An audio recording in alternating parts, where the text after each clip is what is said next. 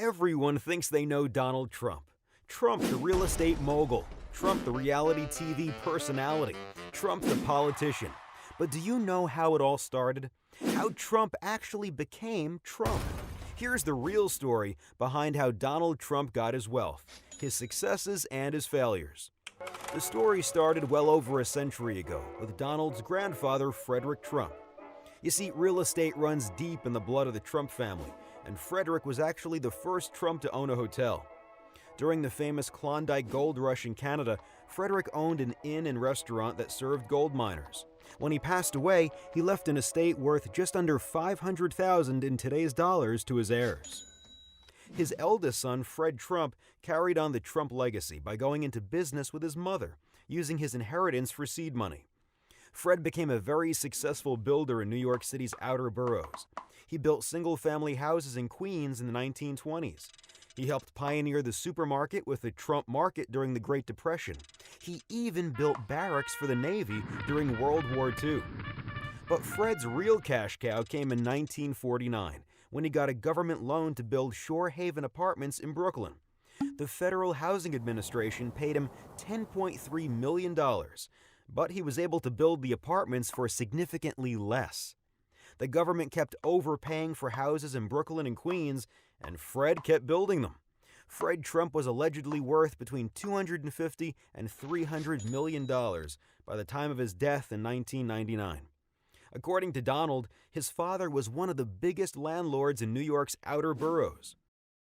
Born in Queens, Donald Trump would join his father's company early on in his career. Donald had a different vision for the Trump name. He envisioned the Trump brand as being synonymous with luxury worldwide. Using his dad's business connections and creditworthiness, Donald went into real estate in Manhattan in the mid-1970s. He borrowed a small sum of $1 million to get started.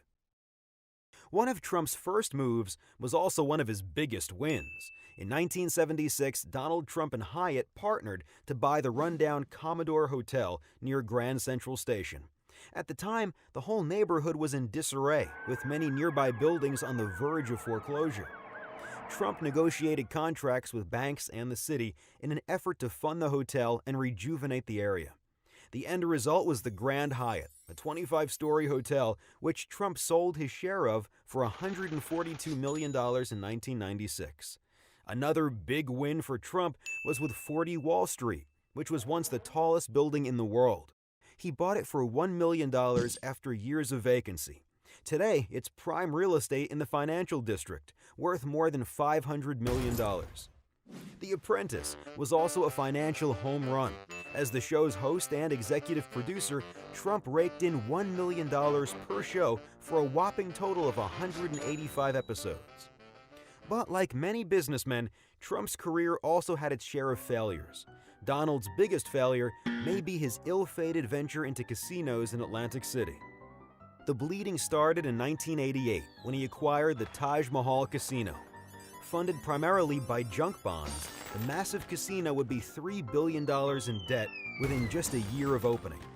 Trump, who racked up $900 million in personal liabilities, had the business declare bankruptcy. To stay afloat, he ditched many personal assets, such as his airline, a 282-foot mega yacht, and half of his stake in the company. Things were dire, and Trump's dad chipped in with a $3.5 million loan in the form of casino chips to help make a debt payment. Trump's casino holding company would enter bankruptcy 2 additional times, once in 2004 after accruing $1.8 billion in debt, and again in 2009 after missing a bond payment during the financial crisis. Each time, Trump's stake in the company fell. While 3 of Trump's 4 bankruptcies involved Atlantic City casinos, he has also struggled in other ventures outside of real estate. Trump Airlines, Trump Vodka, Trump the Game, Trump Magazine, Trump Steaks, and Trump University were all destined for failure. Trump Mortgages was launched in 2006, right before the real estate crash, and it also imploded. According to Trump's campaign, he is worth in excess of $10 billion. However, he has been accused of artificially inflating his net worth. Forbes and Bloomberg News both have drastically different estimates of his wealth. Using the middle-of-the-road figure from Forbes, here is how Trump's wealth breaks down. About 7% of Trump's net worth is in cash and liquid assets, such as investments. 8% is in golf courses, and 4% is in his toys, such as his helicopters, penthouse, or a Boeing 757. The majority, however, is in real estate, with Manhattan properties alone making up about half of his total portfolio's value. Now that you know the real story behind Donald Trump's wealth, his successes and failures, and the help he got along the way, it's time to see how he actually did as an investor.